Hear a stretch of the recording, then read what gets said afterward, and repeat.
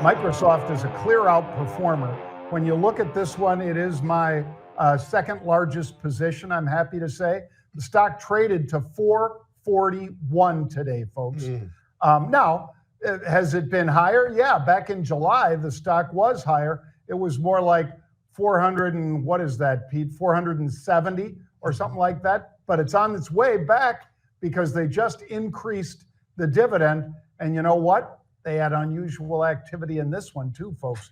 What were they buying? Something out there in March, way out there in March. So this is a long-term bullish trade for 1 million shares because 10,000 options, every option's for 1,000 shares. This is a 1 million share trade.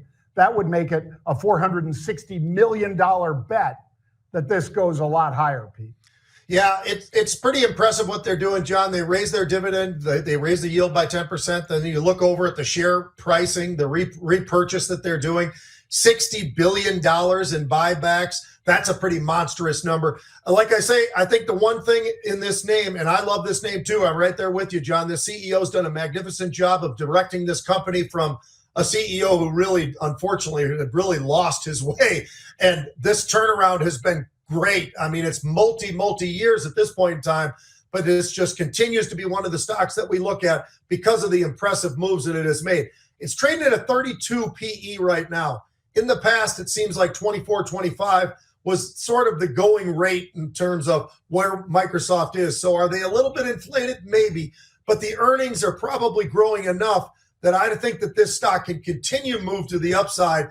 And that's why I think we're seeing some of the unusual option activity that we're seeing right now.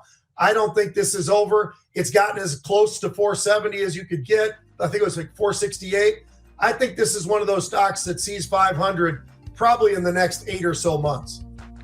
Well, it very well might, and that bet at 460 would certainly pay off for the option buyer of those 10,000 March 460 calls.